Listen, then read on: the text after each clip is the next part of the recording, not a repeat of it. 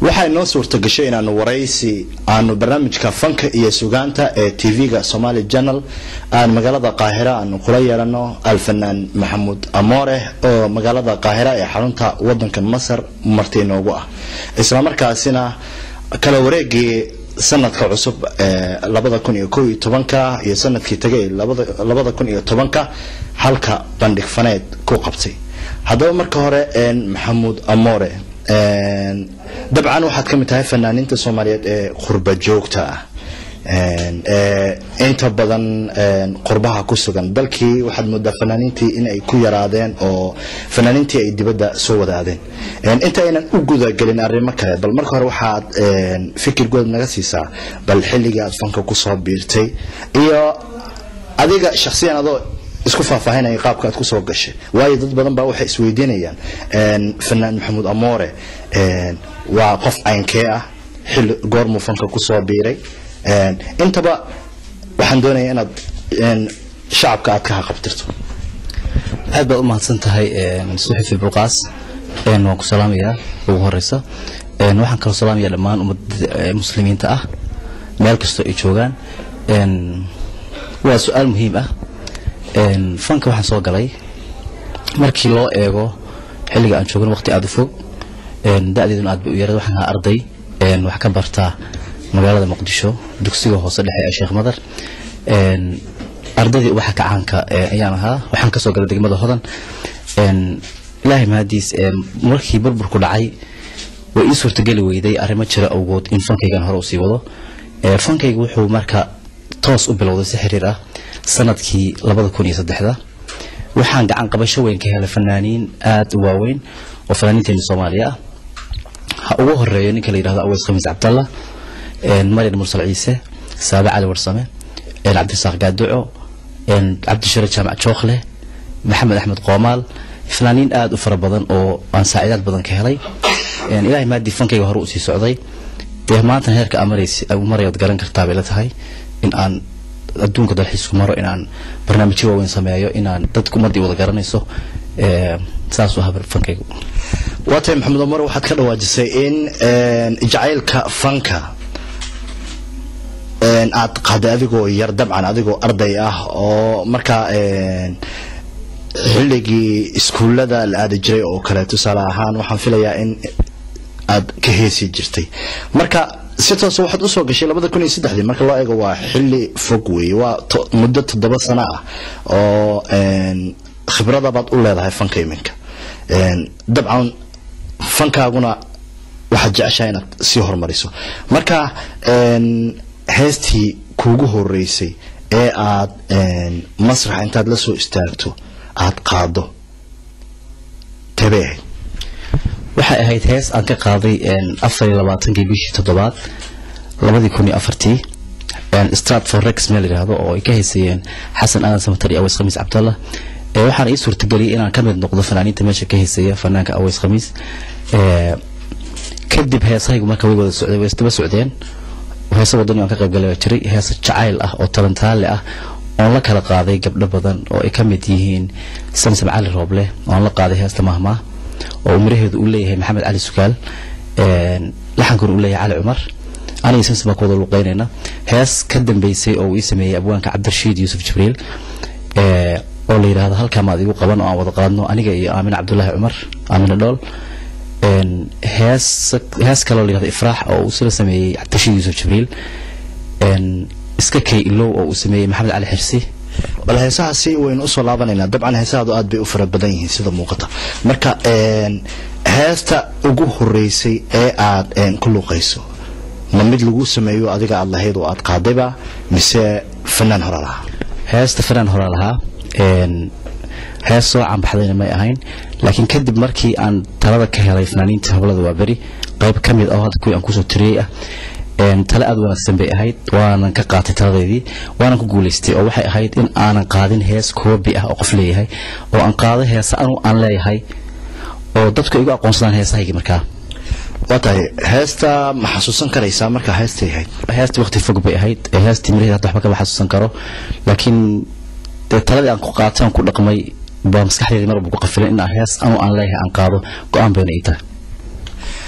وأرين وناكسن سيدات خدا واجسي مركا ma jirtaa dad badan baad sheegtay inay fanka kugu gacan qabteen laakiin yaa halkan si toos ah u xusi kartaa oo ama yaraantaadii ama xilliga fanka aad soo gashay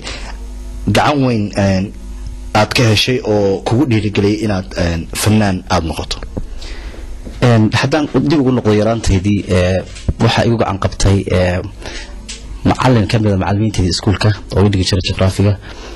Faisal baa yiraahdaa hadda waxa la ii sheegay inuu ku nool yahay dalkan Norway heesihii ugu horeeyay oo ii dhiibay oo aan qaadno waxay kamid ahayd group baan ahayn aan ku qaadayno iskuulka aan ka tirsanaa hees aan ku amaanayno oo iskuulka wuxuu ka qayb galay tartan kadiska ah marka hees baa loo qaado marka intaan hees kartaa la soocay waxa la yiri online ardadii horyaalka aqoonta baratankeeda iftiinka u ahayd dadaala isku duubnidan aan darajada ku gaarnay aan idin ducayna dadaala واتهاي أن كان حقله فيصل مأبوان فيصل محمد إسماعيل با وكتر سنان جري كوحدة إفتن مس طبعا هو فيصل كله معلن بوها جغرافي نودي جري هذا لو حلي شيء إنه مراه سمايو مركز مدي أبوان مراه سمايو وها أو لك تركنا رو الدقين هي ولي chance أنقول هذا لما أنا نهلين لكن معلن كي جغرافي إنه وها ما جيسونه فيصل بوها ده ما يخنا وانا هذا يس طبعا إلا كوبيته إنه لحسه هذا ما حسسته واتهاي heestii kugu horeysay marka oo aad adiga aad leedahay oo 2003 baad fanka si toos ah aad u soo dhaxgashay sida aad sheegtay heestii kugu horeysay marka ee aad qaado oo adiga aad ku luuqayso oo mirihii iyo laxankiiba lagu sameeyay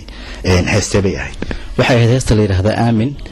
waxa sameeyay abwaan dhalinyaro ah oo degan Glasgow Scotland Suldaan Ibrahim Cali Shire heesta aamin baa la yiraahdaa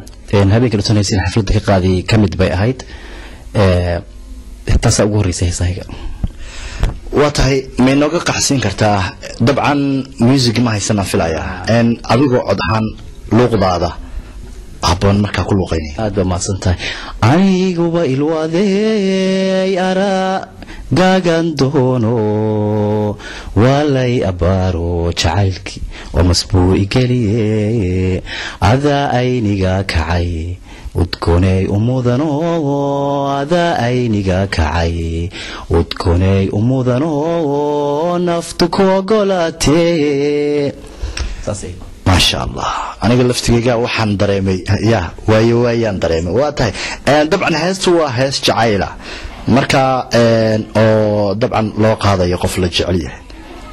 هستني ما هست كنت مدبا مركا قصة أذيك كوجود عضي أما أبوانك بل يدنا تفاصيل إنجسي هستني كنت مد قصة أبوانك كنتني جعيل قف لهم رئيس إيو كبرك كل من ذلك نروي kadib wuxuu door biday inuu heesti aniga ii dhiibo markii aan heesti ku luuqeeyay gabar fanaaniinta kamid ah ayaa heesti ka hesho jeclaatay wuxuu door biday in uu laba page gabadhina u sameeyo si aan talantaan ugu wada qaadno heesti haddana heesta waxa ila qaada Aamin Cabdullaahi Cumar Aamin Dhool insha Allah marka lana ku laabtana videoga insha Allah soo bixi doona hadda cod ahaan dibadda u taala waatahay dabcan heesa kale waa كله قيسا هستا عاد كده واجسه أكله مهما أو كله هستا مهما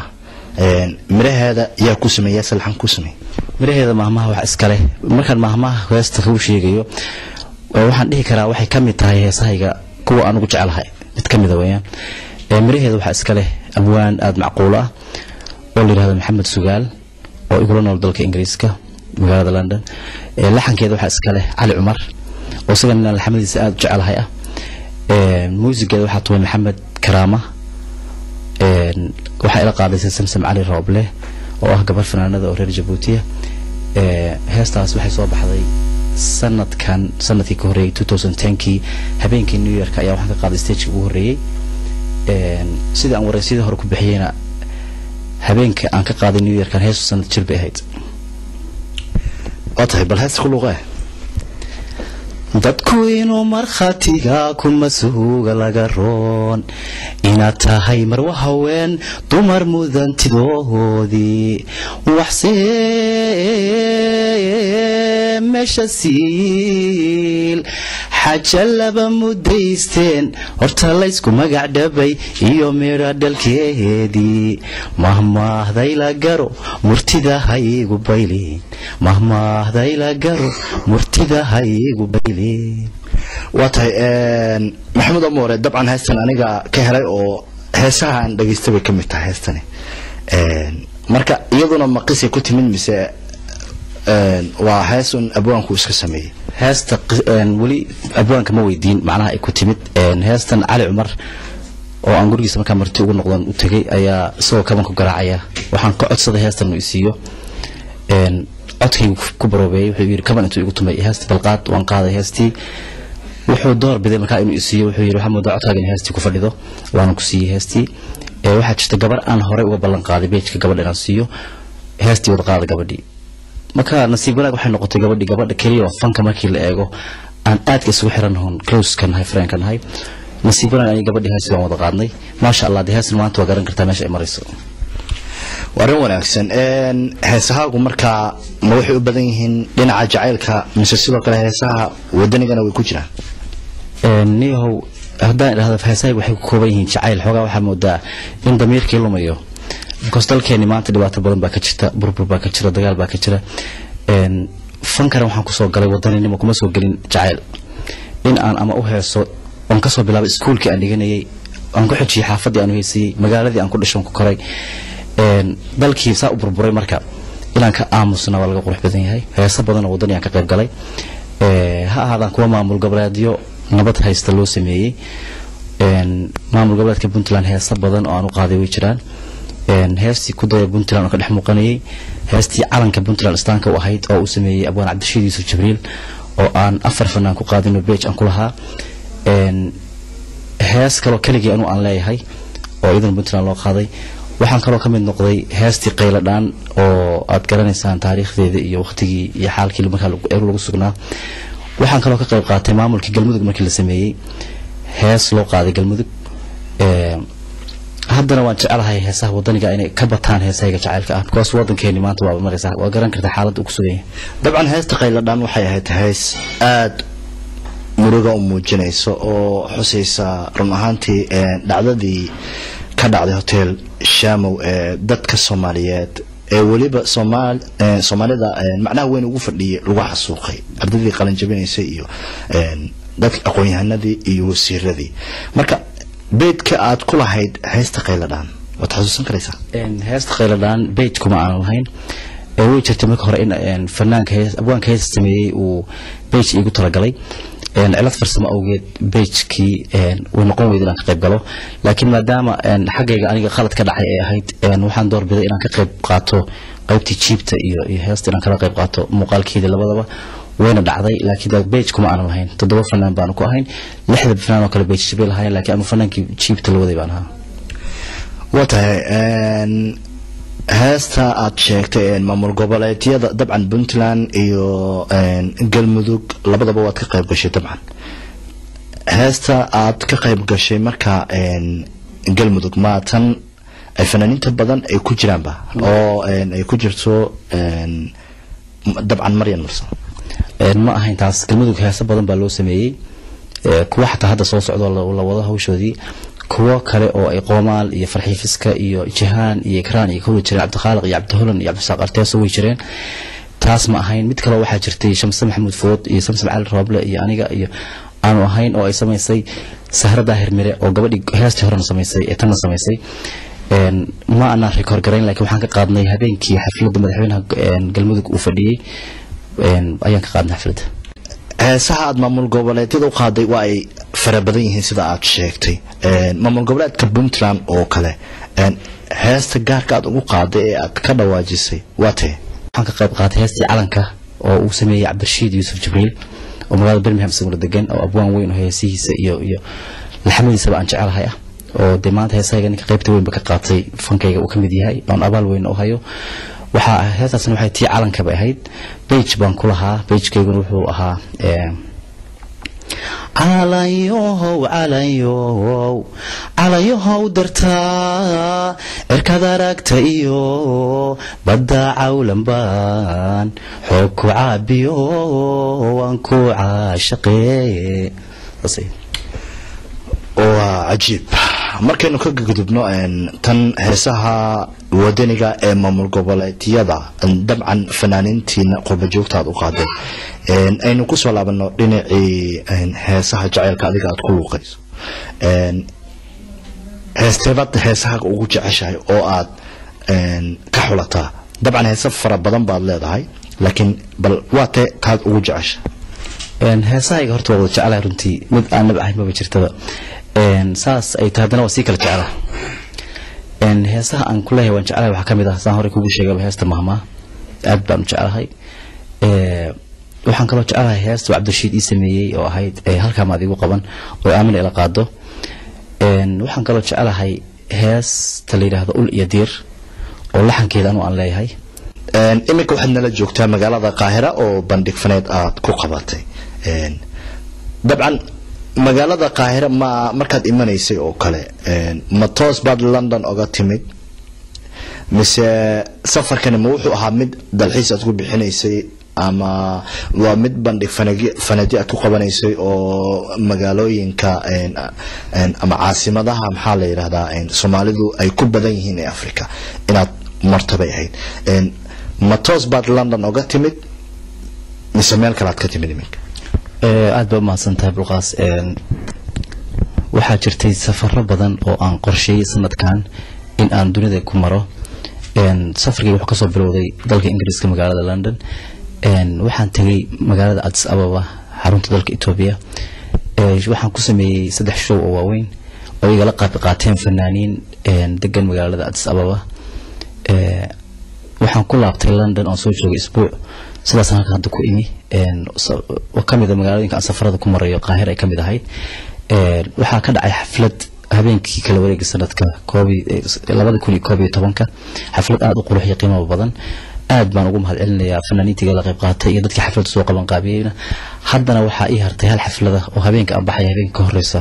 lagu qaban doono hoolka Wonderland ee magaalada Qaahira ku yaala waxaan ku sii socdaa dalal kale oo ay kamid yihiin dalka Istoga Imaaraadka Carabta inta aadan u guda galin dalalkaad aadayso bal waxaad naga warantaa Qaahira waa markii kugu horeysay baan u maleynaya waxaad ka aaminsanayd Qaahira iyo sida lagaaga soo dhaweeyay runtii waa su'aal muhiim ah Qaahira markii aan imanayay fikradda igu jirtay waxay ahayd dad yar oo Soomaali ay ku nool yihiin oo dal Afrikaan oo dariskeena ah fikraddu iga tirtirantay markaan imid dalkan waxaan la kulmay dhalinyaro aad u fara badan dadweyne aad u fara badan oo Soomaaliyeed waxaan la kulmay fanaaniin Soomaaliyeed waxaan la kulmay studiyaal ugu horeeyay studiyoga Saafi films oo magaalada Qaahira ku yaala suxufiyiin rag ka shaqeeya website-yo international oo magaalada England ku akhrisan jiray oo halkan u fadhiya wax aan filanayn ayaan kala kulmay meeshii shacab Soomaaliyeed aad u fara badan khaasatan dad fanka jecel oo soo dhaweynteedii aad wada qayb qaatay oo moodid inaan magaalada Qaahira qof ku harin markii aan hoolkii soo galay kadibna iga codsaday in aan xafladii aan kaga tagin saas ee xaflad labaad u sameeyo oo waan la aqbalay aad baan ugu mahadcelinayaa qof kasta oo xafladda ka soo qayb galay fanaaniintii ka heestay meesha kuwii aan chance u helinay ka heesaan website-yadii warbixinta ka gudbiyay Saafi films oo ilaa habeenkan dalka ila maanta daba socdo sidii wax kasta oo warbixina u gudbiyo mahad badan baan u celinayaa insha Allah aad baan u mahadsan yihiin dadkaas dhamaantood وهاجاك marka hadda maxaa ku qorshaysan safar hadii aad Qaahira aad ka tagayso oo kale waxa jirtay habeenka aad bixayso habeenka ka horeeya inaad bandhig faneed halka labaad aad ku qaban doonto oo laga codsaday dabcan waynu wada arki doonaa oo waynu u wada joognaa taasi safarkaaga Qaahira kadib xageebad ku sii jeedaa waxaan ku sii jeedaa magaalada Nairobi dalka Kenya oo 14 February habeenka jacaylka xaflad weyn aan ku sameyn doono hool ku yaala downtown-ka Oliyada City Hall safarka kan iga xiga insha Allah wuxuu noqon doonaa ama Malaysia ama Imaaraadka markii aan ka dhamaadana waxaan jeclahay dalalka Europe 3 wadan oo ay kamid yihiin Norway Holland and Sweden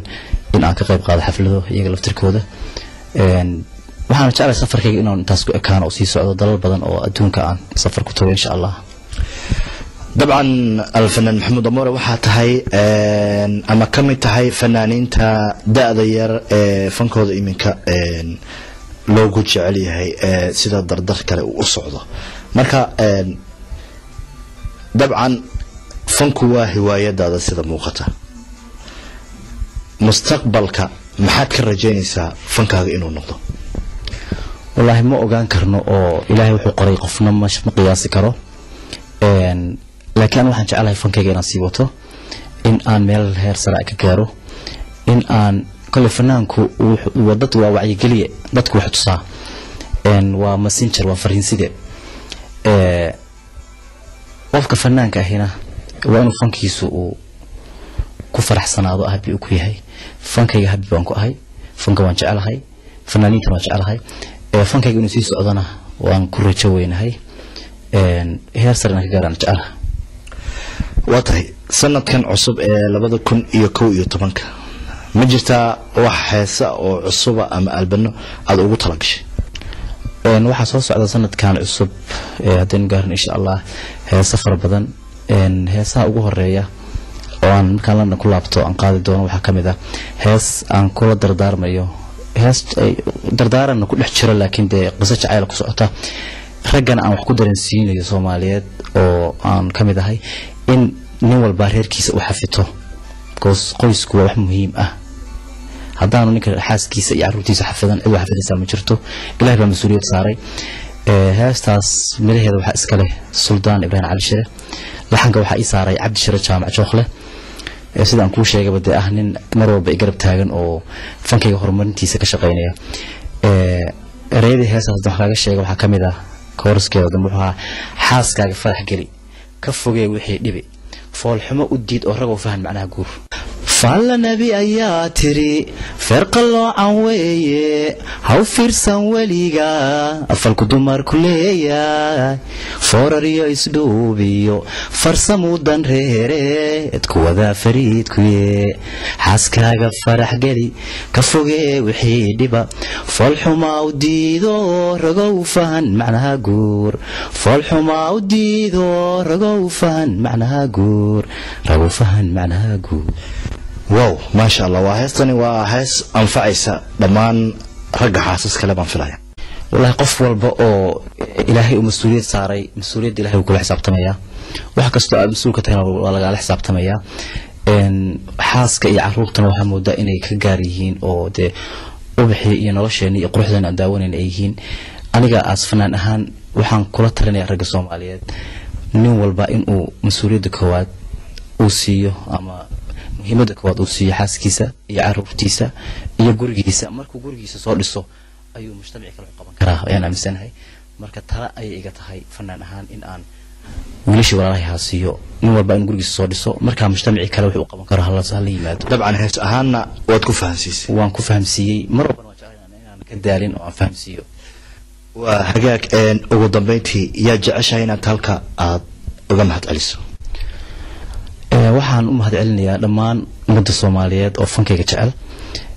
waxaan u mahadcelinayaa dadkii sida khaaska ii soo dhaweeyay ma ahan Qaahiro oo kaliya wadan walba oo aan tago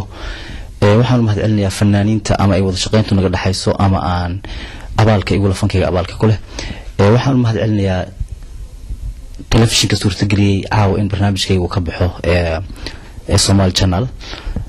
iyo adigoo ah wariyaha u fadhiya dalkan Qaahira waxaan mahadcelinayaa Safi Films oo fududeeyay inuu barnaamijkeena daadihi ama uu duubo waxaan salaamayaa dhammaan ummadda muslimiinta ah waxaan salaamayaa dhammaan bulshooyinka Soomaaliyeed meel walba ay ku nooshahay waxaan Ilaahay uga baryayaa dalkeena burburay in uu nabad noqdo dal ugu soo dabaalo in Ilaahay burburka iyo rafaadka iyo dhibaatada Soomaaliyeed maanta uu ka saaro in aan helno dawlad dhexdhexaad ah oo ummadii daadihisa mar walbana kama daalayno dardaaranka iyo dadaalka iyo ducada iyo baryada ee intaba aad baad u mahadsantahay kaasi waxa uu ahaa alfanaan Maxamuud Amoore oo caawa marti inoogu ahaa magaalada Qaahira ee xarunta wadankan Masar isla markaasina halka bandhig faneed hore ugu qabtay iminkana doonaya inuu mid labaad ugu qabto aad baad u mahadsantahay fanaan